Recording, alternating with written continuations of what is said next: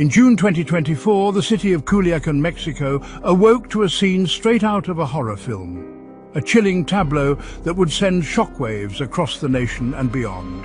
8 bodies were found hanging suspended from a city bridge, a gruesome spectacle designed to instill terror and command attention. Adding to the macabre scene, their heads had been discarded nearby, a clear message of utter disrespect and ruthless power. This was no random act of violence, no spontaneous outburst of rage. It was a calculated and deliberate message, a bold declaration of war from the Jalisco New Generation Cartel known as CJN. Hi, this is Mr. Thorns Groves, narrator and anchor for Miss Volgotha channel Deadly World Events. They were openly challenging the infamous Sinaloa Cartel right on its own home turf in a brazen display of dominance. A Narcomanta banner, a chilling calling card, was unfurled at the scene, claiming responsibility for the heinous act. This act signaled a terrifying escalation in Mexico's already brutal and relentless cartel wars, pushing the boundaries of violence and intimidation. The public display of such extreme violence was a calculated act of psychological warfare, designed to instill fear and submission. It transformed a simple daily crossing, a mundane part of life, into a haunting monument of terror, a constant reminder of the cartel's power. For the ordinary citizens of Culiacan, it served as a chilling and unavoidable reminder of the grim reality they face every day. The cartels, not the legitimate authorities, are the ones who truly rule these streets, dictating life and death with impunity. The shockwaves from this horrific event spread far beyond the borders of Sinaloa, rippling across the entire nation. It underscored the immense challenge the nation faces in its ongoing struggle against the pervasive and deeply entrenched power of organized crime. Law enforcement officials were confronted with a grim and disheartening reality, a stark reminder of the uphill battle they face. The cartels continue to operate with near total impunity, seemingly untouchable by the forces of law and order. They use shocking brutality as their primary language of power, silencing dissent and maintaining control through fear and intimidation. The victims of this horrific act were merely pawns, disposable pieces in a deadly and ruthless game of power. Their brutal deaths served as a chilling warning to rivals and a stark reminder to a community held hostage by the ever-present grip of fear. To grasp the violence, you must understand the Sinaloa Cartel, one of the world's most powerful criminal syndicates. Born in Sinaloa's mountains, it grew under Joaquin El Chapo Guzman, whose capture only fractured, not destroyed, the organization. Now led by El Chapo's sons and Ismael El Mayo Zambada, the cartel controls global drug routes through violence, corruption and alliances. Its main rival, the CJN, is even more aggressive, fueling a brutal war for territory and trafficking corridors. The bodies on the bridge were a direct result of this relentless, bloody rivalry. The recent Culiacan massacre, with its brazen display of force and shocking disregard for human life, is just the latest incident in a long and grim history of cartel violence that has plagued Mexico for decades. This violence has become a defining characteristic of the region. From the discovery of mass graves dating back to 2008, a chilling reminder of the scale of the atrocities, to the infamous and widely reported 2019 Culiacanazo, a day that saw the city descend into utter chaos, the Sinaloa Cartel has repeatedly demonstrated its willingness to unleash chaos and inflict widespread terror to achieve its objectives.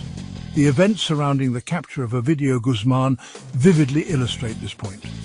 When Ovidio Guzman was initially captured, cartel gunmen responded swiftly and decisively, effectively paralyzing the entire city of Culiacan. Their overwhelming show of force and intimidation tactics ultimately forced the government to release him, a clear indication of the cartel's influence. Even after his later recapture in a carefully planned operation, Culiacan once again erupted in a wave of intense violence. With widespread road blockades, brazen attacks on the airport, and deadly firefights erupting throughout the city. The sheer scale of the cartel's power rivals that of the state itself, posing a significant challenge to law enforcement and governance. And their ongoing war with the rival CJN cartel brings constant bloodshed and instability to the region, deliberately targeting not just rival gang members, but also innocent civilians, journalists attempting to report on the conflict, and law enforcement officers trying to maintain order.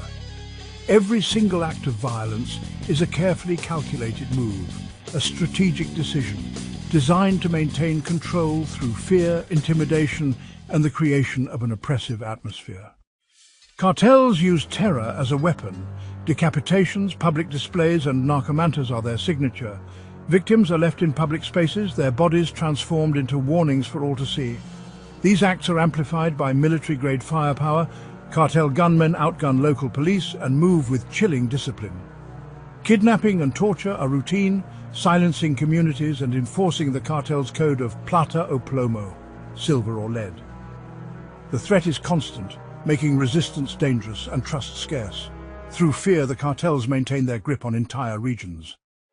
The Sinaloa Cartel's reach is global, its drugs fueling crises from North America to Europe and beyond. Fentanyl, their latest product, is now the leading cause of overdose deaths in the US, devastating families and communities. The cartel launders billions through shell companies and cryptocurrencies, corrupting financial systems worldwide.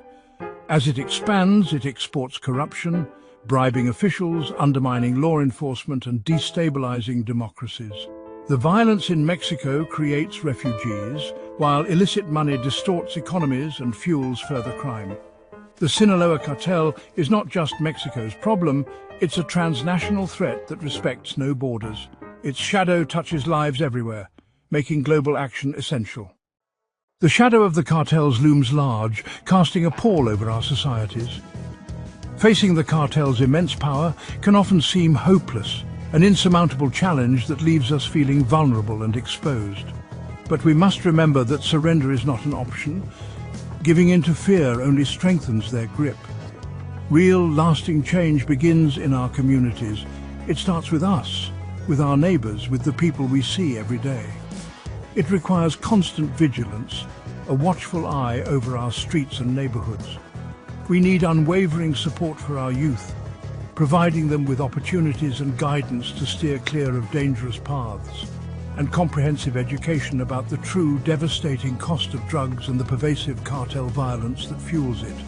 Reducing the demand for illegal drugs, tackling the root of the problem, directly strikes at the very heart of cartel profits, crippling their operations. No single nation can effectively fight this battle alone. The cartels operate across borders, exploiting vulnerabilities wherever they find them.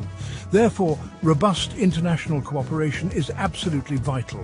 We must stand together.